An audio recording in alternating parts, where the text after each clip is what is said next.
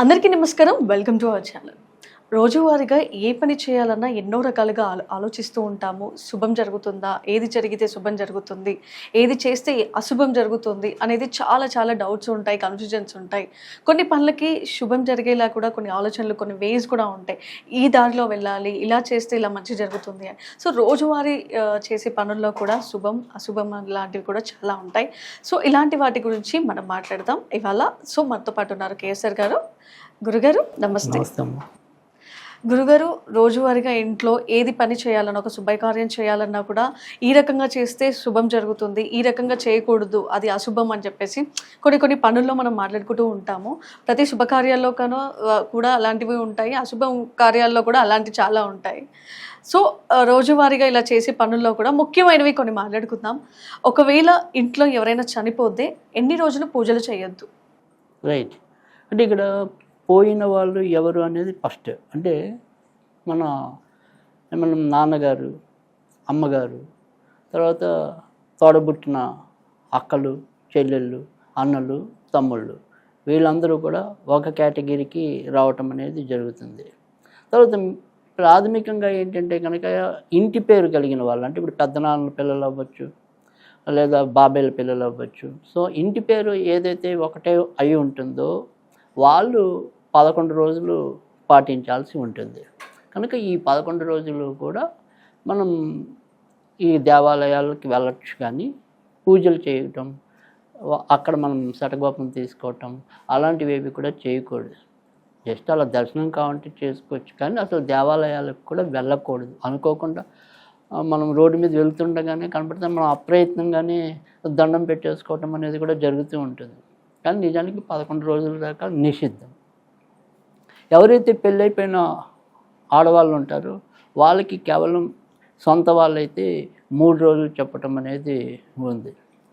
ఇంకా మిగతా దూర బంధువులు ఎవరు పోయినప్పటికీ కూడా ఒక రోజున్నర, అంటే 3 పూటలు మాత్రమే మనం శౌచం పాటించాల్సి ఉంటుంది. అశౌచం అనేది ఆ 3 రోజులు, ఆ 1.5 తర్వాత మళ్ళీ మనం అశౌచం తొలగిపోవటం అనేది ఉంటుంది. అయితే ఇప్పుడు వచ్చిన విధానాల్లో కొంతమంది ఏంటంటే ఇది కూడా అది కొంత తప్పు. అంటే ఇప్పుడు సొంత ఇంటి పేరు కలిగిన వాళ్ళందరూ కూడా ఈ ఏడాది కాలం పాటు పూజలు చేయటం మానేస్తున్నారు, కానీ అది ఎక్కడ కూడా చెప్పలేదు. సో ఎవరైతే కర్మ నిర్వహిస్తారో ఆ కర్మ నిర్వహించే వాళ్ళకి మాత్రమే ఈ ఏడాది పూజలు చేయకూడదు అనేది చెప్పి ఉన్నారు. కానీ అయినప్పటికీ కూడా ఆ ఇంటి పేరు కలిగిన ప్రతి ఒక్కళ్ళు కూడా ఇంచుమించు ఏడాది దాకా ఈ పూజాది కార్యక్రమాలకి దూరంగా ఉండటం అనేది జరుగుతుంది. కానీ అదేమీ దోషం కాదు. నిజంగా చక్కగా మనం పూజలు చేయటం, దీపం పెట్టడం ఇలాంటివి చేయటం వల్ల కూడా పోయిన వాళ్ళకి కూడా ఉత్తమ సద్గతులు ప్రాప్తించడానికి అవకాశం ఉంటుంది. వాళ్ళకు కూడా మనం ఈ దీపం పెట్టడం ద్వారా ఒక వెలుగు చూపించిన వాళ్ళం అవుతాం, తోవ చూపించడం అనేది. కనుక పూజలు ఎప్పుడు కూడా ఆపుకోక్కర్లేదు. ఇక ఏదైనా సరే బాగా మనసులో ఇంకా ఏదైనా సరే సందేహం కొట్టుమిట్టాడుతున్న వాళ్ళు దేవాలయాలకు వెళ్ళినప్పుడు వాళ్ళ యొక్క గోత్రంతో పూజ చేయించుకోకుండా ఉంటే కొంతవరకు మీకున్న భయాలు ఏమైనా ఉంటే అదేనా, అంటే గోత్రం వాడకుండా మామూలుగా అర్చన చేసుకోవటం కానీ, దండం పెట్టుకోవటం కానీ, మానసికంగా అక్కడ కూర్చొని జపం చేసుకోవటం కానీ, తర్వాత మన ఇంటి అయినా సరే ఏదైనా సరే స్తోత్ర పారాయణ చేయటం కానీ ఇలాంటివన్నీ చేసుకోవచ్చు. కానీ గురుగారు, మామూలుగా అయితే ఎవరైనా చనిపోతే ఒక సంవత్సరం పాటు కూడా ఎవరు, అదే చెప్పేది. ఇప్పుడు సంవత్సరం పాటు ఎవరికి ఉంటుంది? ఆ సంవత్సరం పాటు అనేది కేవలం ఆ ఇంటి పేరు కలిగిన వాళ్ళకు ఉంటుంది. ఆ ఇంటి పేరు కలిగిన వాళ్ళంటే బాబాయ్ పిల్లలు అవ్వచ్చు, బాబాయ్లు అవ్వచ్చు, పెద్దనాన్నలు అవ్వచ్చు, పెద్దనాన్న పిల్లలు అవ్వచ్చు. కానీ వీళ్ళందరూ మానేయక్కల ఎవరైతే పోయిన వ్యక్తికి ఆ కర్మకాండ నిర్వహించారో ఆ కర్మకాండ నిర్వహించిన వాళ్ళు మాత్రమే ఏడాది పాటు దీక్షలో ఉన్నట్టు. సో ఆ ఏడాది తర్వాత మళ్ళీ వాళ్ళు పూజలకు పనికొస్తారు. అందుకని వాళ్ళకి మాత్రమే వర్తిస్తాయి, కానీ అందరూ కూడా మనం మానేసుకోవాల్సిన అవసరం లేదు. సో కానీ ఇదేంటంటే కొంతమంది భయం కొద్దీ, కొంతమంది తెలిసి తెలియక ఇలా పూజలు ఆపేసుకోవటం అనేది జరుగుతుంది. కానీ నిజానికైతే పూజలు ఆపక్కర్లేదు. దీపం అయితే కనుక అసలు పెట్టుకోవటం మంచిది. మానసికంగా మనం చదువుకునేవన్నీ కూడా శుభ్రంగా చదువుకోవచ్చు. అందుకే నేనన్నా ఇలా ఏడాది దాకా పనికిరాదు అనే భయం అనేది మీకు బాగా విస్తృతంగా ఉంటే మీ గోత్రనామాలు చెప్పుకోకుండా మామూలు దండం పెట్టుకోండి గుళ్ళకి వెళ్ళి, అంతే. తర్వాత మళ్ళీ ఈ కొన్ని ప్రాంతాల్లో కొండ దిగువ ఉన్న దేవుల్ని దర్శనం చేసుకోవచ్చు, కొండపైన ఉన్న దేవుళ్ళని దర్శనం చేసుకోకూడదని కూడా కొంతమంది సిద్ధాంతులు తెలియజేస్తూ ఉంటారు.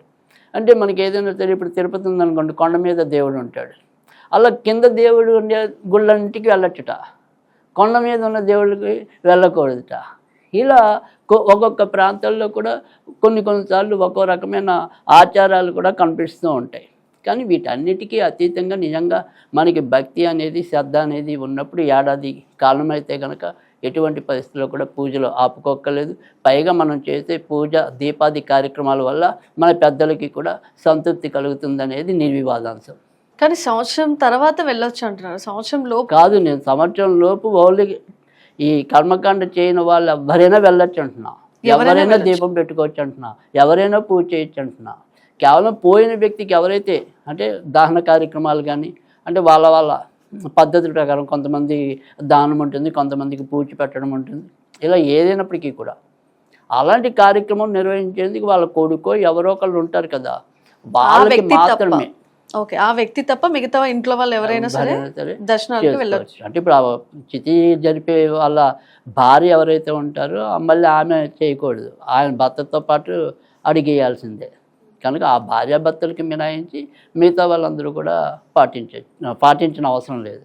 సో ఖచ్చితంగా పూజాది కార్యక్రమాలన్నీ కూడా చేసుకోవచ్చు. సో చూసారు కదా, రోజువారీగా చేసే శుభాలు అశుభాల గురించి. మంచి జరిగిన మంచి చేసే దాంట్లో కూడా ఎన్నో తీరులు ఉంటాయి. సో ఈరోజు రోజువారీగా చేసే పనుల్లో మంచి ఏది, చెడు ఏది, ఏ రోజు ఎలా చేయాలనేది చాలా చక్కగా చెప్పారు కేసీఆర్ గారు. మరో ఎపిసోడ్లో మళ్ళీ కలుసుకుందాం. అంతవరకు సెలవు.